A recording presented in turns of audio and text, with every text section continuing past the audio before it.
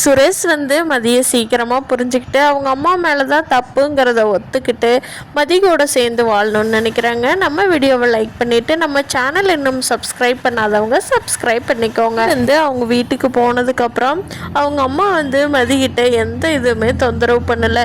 இவன் மேலே ஏதோ நியாயம் இருக்க போய் தான் அவள் எதுவுமே பேசாமல் அமைதியாக இருக்கிறா. அதனால் அவளை போட்டு அந்த வீட்டில் கொடுக்குற டார்ச்சர் மாதிரியே நம்ம எதுவும் கொடுக்கக்கூடாதுங்க. அவள் பாட்டுக்கு 2-3 நாள் ஃப்ரீயாக இருக்கட்டும் அப்படின்னு சொல்லிடுறதுனால மதியை யாருமே அவங்க அம்மா அப்பா யாருமே டிஸ்டர்ப் பண்ணாமல் விட்டுறாங்க. மதி ஒரு 2-3 நாள் நல்லா ரெஸ்ட் எடு, அப்புறம் பார்த்துக்கலாம் எதுவாக இருந்தாலும் அப்படின்னு சொல்லிடுறாங்க. மதியம் சரிம்மா அப்படின்னு சொல்லிட்டு நல்லா யோசனை பண்ணி பார்க்குறாங்க. இவங்களுக்கு எப்படித்தான் பாடம் கற்பிக்கிறது? அநியாயமாக நம்ம செய்யாத தப்புக்கு மன்னிப்பு கேட்க சொல்கிறாங்களே, இவங்களை என்ன பண்ணலாம் அப்படின்னு யோசிச்சுட்டு அடுத்த நாள் கிளம்புறாங்க. மதி என்ன மதி எங்கே கிளம்பிட்ட அப்படின்னு அவங்க அம்மா கேட்குறப்போ, அம்மா இந்த வந்துடுறம்மா அப்படின்னு சொல்லிட்டு போகிறாங்க. சரி அவளை எந்த தொந்தரவும் பண்ண வேண்டான்ட்டு விட்டுறாங்க அவங்க அம்மா. நான் அப்படியே கோயிலுக்கு போயிட்டு காலேஜுக்கு போயிட்டு அப்புறமா வர்றம்மா, கொஞ்சம் மனசு கஷ்டமாக இருக்குது அப்படின்னு சொல்லவும், போமதி போயிட்டு வா அப்படின்னு சொல்லி அனுப்பிச்சி வச்சிட்றாங்க. மலரோட வீட்டில் எப்பவும் போல் காலையில் ஆகுது. மலரு காப்பி கொண்டுட்டு வா, லேட் ஆகுதுல்ல அப்படிங்கிறாங்க. இத்தனை நாளாக மதி ஹெல்ப் பண்ணிகிட்டு இருந்தாங்க இல்லையா மலருக்கு. இப்போது மலருக்கு யாருமே ஹெல்ப் பண்ணுறதுக்கு யாரும் இல்லை. மலர் இந்த கொண்டுட்டு வந்துட்டேங்க அத்தை அப்படின்னு சொல்லிட்டு கொடுக்குறாங்க. உங்கள் மாமாவுக்கு சீரக தண்ணி கொண்டுட்டு வர மாட்டியா கையோட? ஒன்னொன்னையும் தனித்தனியாக சொல்லணுமா? இப்போ தான் ஒருத்தி ஆடாத ஆட்டம் ஆடிட்டு போயிருக்கிறா, இன்னைக்கு தான் நிம்மதியாக இருக்கலான்னு சொல்லி இருக்கிறோம். ஏம்மா இப்படி பண்ணுற அப்படிங்க, இந்த கொண்டுட்டு வந்துடுறாங்க அத்தை அப்படின்னு சொல்லி மலர் வேகமாக உள்ளே ஓடி போகிறாங்க. கொண்டுட்டு வந்து கொடுத்ததும், சரி மலர் சீக்கிரமாக டிஃபன் பண்ண ஏற்பாடு பண்ணு, இன்னைக்கு காலையிலேயே கோயிலுக்கு போகலான்னு நானும் மாமாவும் முடிவு பண்ணியிருக்கிறோம், சாப்பிட்டு போயிட்டு வந்துடுறோம்மா அப்படிங்கிறாங்க. அப்போது மத்தியான சாப்பாடெல்லாம் எதுவும் வேண்டாமாங்க அத்தை, என்ன திடீர்னு கோயிலுக்கு போகிறீங்க? நான் எதுவும் வீடெல்லாம் க்ளீன் பண்ணலையே அப்படிங்க. என்ன மலர் இத்தனை கொஸ்டின் தான் கேட்பியா? கோயிலுக்கு போகிறோன்னு சொன்னால் சரிங்கிறதோட விட மாட்டியா? பெரியவங்க சொன்னால் என்ன மலர் நீ எல்லாம் அவள் வந்து பழக்கி விட்டுட்டு போயிட்டா, எது திருத்து கேள்வி கேட்கறது. இன்னைக்கு நம்ம வீட்டை பிடிச்ச சனின்னே ஒளிஞ்சிருக்குது, அதனால நிம்மதியாக கோயிலுக்கு போயிட்டு வரலான்னு நைட்டே மாமா சொல்லிட்டாரு. அதனால் 2 பேரும் கோயிலுக்கு கிளம்புறோம். சரி நாங்கள் போயிட்டு வர்றோம் மலர் அப்படிங்கிறாங்க. இதோ ரெடி பண்ணிட்டேங்க அத்தை, நீங்கள் குளிச்சுட்டு வாங்க சாப்பிட்டுக்கலாம் அப்படின்னு மலர் சொல்கிறாங்க. சரிம்மா செஞ்சு வை அப்படின்ட்டு அங்கே இருக்கிற எந்த வேலையுமே பார்க்காம அவங்க பாட்டுக்கு ரெடியாக போயிடுறாங்க. பாக்யராஜ் எந்திரிச்சு கிச்சனுக்குள்ளே வர்றாங்க. என்ன மலர் ஏதாவது ஹெல்ப் பண்ணணுமா அப்படின்னு சொல்லி. இல்லை பாக்யராஜ், இவ்வளோ நாள் மதி இருந்தா எனக்கு எவ்வளோ ஒத்தாசையாக இருந்தா தெரியுமா? இப்போ மதியும் போயிட்டா, எல்லா வேலையும் நானே செய்யணுமில்ல, செஞ்சிட்டே இருக்கேன் பாக்யராஜ். ஏதோ கொஞ்ச நேரம் நல்லா ரெஸ்ட் எடுத்துகிட்டு இருந்தேன், இனி அந்த டைமும் எனக்கு கிடைக்காது அப்படிங்கவும், மலர் நான் கொஞ்ச நேரம் ஹெல்ப் பண்ணிவிட்டு ஆஃபீஸ் கிளம்பட்டுமா அப்படிங்கிறாங்க. யார் பாக்யராஜ் நீயா? நீ சமையலுக்குள்ளே வந்தீனாவே உங்கள் அம்மா எதுக்குடா ஆம்பளைங்கெல்லாம் சமையல் கட்டுக்குள்ளே போய்கிட்டு அப்படின்னு சொல்லுவாங்களே, நீ எப்படி பாக்யராஜ் எனக்கு ஹெல்ப் பண்ணுவேன் அப்படிங்கிறாங்க. சரி பரவாயில்ல கொடு, அம்மா வர வரைக்கும் நான் செய்கிறேன் அப்படின்னு சொல்லிட்டு பாக்யராஜ் வாங்கி வேலையை கொஞ்சம் ஹெல்ப் பண்ணிகிட்ருக்காரு மலருக்கு. அதே மாதிரியே லக்ஷ்மி ராகவனும் சாப்பிட்றதுக்காக ரூம்குள்ளே வர்றாங்க. என்ன மலர் டிஃபன் ரெடியா அப்படிங்கும். அத்தை இந்தாங்க சாப்பிட எடுத்து வச்சுக்கிறேன் அப்படிங்கிறாங்க. சரி பாக்யராஜ் நீ என்னடா பண்ணிகிட்ருக்குற ஆம்பளை சமையல் கட்டில் அப்படிங்கிறாங்க. ஒன்றும் இல்லைம்மா, மலர் ஒத்தையிலேயே செஞ்சிட்ருக்கால, அவளுக்கும் கஷ்டமாக இருக்கும்ல, அதனால் என் டிஃபன் கேரியர் இதுக்கெல்லாமே நான் லஞ்சு பேக் பண்ணிகிட்ருக்கேம்மா அப்படிங்கிறாங்க. டேய் அதெல்லாம் பொம்பளைங்க வேலைடா, நீ போய் ஆம்பளையே கெத்தாக இருக்கிறத விட்டு போட்டு போய் சோறு ஓடுறேன் குழம்பு வைக்கிறேன்ட்டு பண்ணிகிட்ருக்கா அப்படின்னு சொல்லவும் பாக்யராஜ் எதுவுமே பேசலை. போடா போய் கிளம்பு ஆஃபீஸ்க்கு அப்படின்னு ராகவன் அனுப்பிச்சி வச்சிட்றாங்க. பாக்யராஜும் எதுவுமே பேசாமல் கிளம்பி போயிடுறாங்க.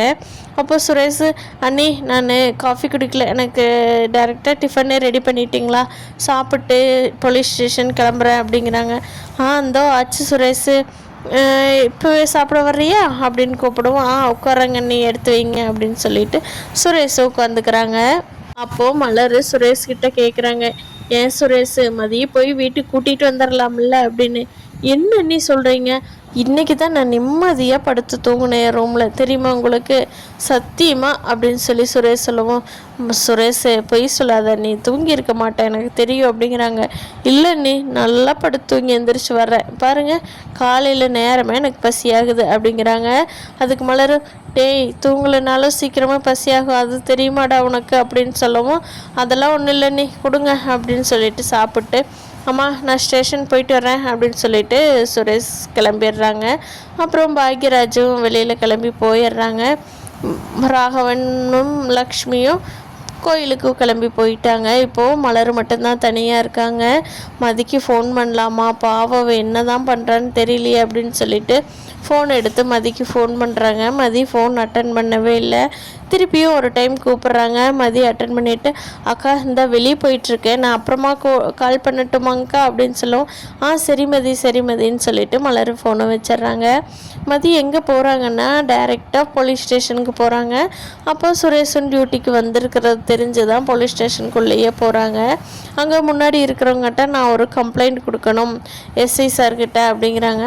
சரிங்க மேடம், சார் இப்போ தான் வந்தார், நான் போய் கேட்டு வரேன், நீங்கள் உள்ளே போகலான்னு சொல்லவும் மதி வெயிட் பண்ணிகிட்ருக்கோம். மேடம் நீங்கள் உள்ளே போகலாம் அப்படின்ட்டுறாங்க. அப்போது சுரேஷ்கிட்ட அசிஸ்டண்ட்டாக இருக்கிறவங்க சொல்கிறாங்க, சார் உங்களை பார்க்க ஒரு லேடி வந்திருக்காங்க, ஏதோ கம்ப்ளைண்ட் கொடுக்கணுமா, சரி வர சொல்லுங்கள் அப்படின்னு சுரேஷ் சொல்லவும் மதி உள்ளே போகிறாங்க. என்னடி நான் நிம்மதியாக ஒரு நாள் இருக்கக்கூடாதா, இங்கே எதுக்கு வந்த, இங்கே என்ன சட்டம் போட பேசுகிறக்காக வந்த, எல்லா சட்டம் இங்கே தெரியும் கிளம்புடி அப்படின்னு சொல்கிறாரு. மதி எந்த பேச்சுமே பேச விடலை. அப்போ மதி சொல்கிறாங்க, சார் நான் ஒரு கம்ப்ளைண்ட் கொடுக்க வந்திருக்கிறேன் அப்படிங்கிறாங்க. சொல்லு உட்காரு அப்படின்னு சொல்லவும் மதி சொல்கிறாங்க, சார் என்ன என் புருஷன் ரொம்ப கொடுமைப்படுத்துகிறாரு, வீட்டை விட்டு வெளியே தள்ளிட்டாரு, நீ இங்கே இருக்காத வெளியே கிளம்பி போன்னு, எங்கள் மாமியார் செய்யாத தப்புக்கெல்லாம் நீ தாண்டி செஞ்ச, மன்னிப்பு கேளுடின்னு சொல்லி என்னை அவமானப்படுத்துகிறாங்க, இதுக்கெல்லாம் ஒரு கம்ப்ளைண்ட் கொடுக்கணுங்க சார் அப்படிங்கிறாங்க. என்னம்மா இதெல்லாம் பேசி பார்த்துட்டு தான் இது பண்ணணும், உங்கள்கிட்டக்கு எடுத்த உடனே போலீஸ் ஸ்டேஷன் வந்துடுவியா நீயே, எல்லாமே கம்ப்ளைண்ட்னு கொடுத்தா போலீஸ் ஸ்டேஷன் தாங்குமா அப்படிங்கிறாங்க. சார் நான் இந்த பிரச்சனையெல்லாம் வச்சுருக்கிற ஒரு பொண்ணாக வந்திருக்கிறேன், நீங்கள் எஸ்ஐயா அதுக்கு என்ன தீர்வு சொல்லுவீங்க அப்படின்னு மதி திருப்பியும் கேட்குறாங்க. சுரேஷ்க்கு ஒரே கண்ணை கட்டுது. இவளுக்கு நம்ம எப்படித்தான் சொல்லி எப்படி புரிய வைக்கிறது, இவ வேற நான் எஸ்ஐ கிட்ட கேட்குறேன்னு நம்ம மேலேயே கம்ப்ளைண்ட் கொடுக்க வந்திருக்காளே, இவளை எப்படி சமாளிக்கிறது அப்படின்னு சொல்லி யோசிச்சுட்ருக்காங்க. இன்ஸ்பெக்டர் வர்றாரு. என்ன சுரேஷ் ஒய்ஃபோட போலீஸ் ஸ்டேஷன் வந்திருக்கிறீங்க அப்படிங்கிறாங்க. சார் அது ஒரு சின்ன பிரச்சனை அப்படின்னு சுரேஷ் சொல்லவும் மதி நடந்தது சார், நான் ஒரு கம்ப்ளைண்ட் கொடுக்குறக்காக வந்தேன், எங்கள் வீட்டுக்காரர் என்னை வீட்டை விட்டு வெளியே போன்னு சொல்லிட்டாரு அப்படின்னு சொல்லி அங்கே நடந்தது எல்லாம் ஷார்ட் அண்ட் ஸ்வீட்டாக சொல்கிறாங்க மதி. அதுக்கு இன்ஸ்பெக்டர் ஏம்மா நான் சொல்கிறேன், கொஞ்சம் ஐடியா கொடுக்குறேன்மா, சொல்கிறேம்மா, அது நீ கிளம்பி போமா, ஏம்மா எனக்காக ஒரு 3 நாள் டைம் கொடுமா, நான் சுரேஷ் அதுக்குள்ளே ரெடி பண்ணி சொல்கிறேம்மா, ஒரு 3 நாள் அப்புறம் வாமா, உனக்கு பிடிக்கலன்னா சொல்லு, கம்ப்ளைண்ட் கூட நான் எடுத்துக்கிறேன் அப்படின்னு சொல்லி சமாதானப்படுத்தி மதியம் அனுப்பிச்சி வச்சுட்டு சுரேஷுக்கு அட்வைஸ் பண்ணுறாரு. சுரேஷ் நீ ஒய்ஃப் கூட சமாதானமாக போ, இல்லைன்னா இந்த வேலையை உனக்கு இல்லை, அதை மறந்துடு, போய் உங்கள் ஒய்ஃப் வீட்டில் போய் மன்னிப்பு கேட்டுட்டு உன்னோட ஒய்ஃபை வீட்டுக்கு கூட்டிகிட்டு போகிற வழியை பாரு சுரேஷ், இன்னும் அம்மா அப்பா ஆட்டுக்குட்டின்னு இருந்தேன், உன் குடும்ப வாழ்க்கையும் போச்சு, போலீஸ் வாழ்க்கையும் போயிரு, பார்த்துக்கோப்பா, ஊருக்குள்ளே எல்லோரும் எப்படி இருக்கிறாங்கன்னு அட்வைஸ் பண்ணி அனுப்பிச்சி வைக்கிறாரு. நடக்க போகுதுன்னு நான் நினைக்கிறேன் ஃப்ரெண்ட்ஸ், நீங்கள் என்ன நினைக்கிறீங்கன்னு கீழே கமெண்ட் பண்ணுங்கள். தேங்க்யூ.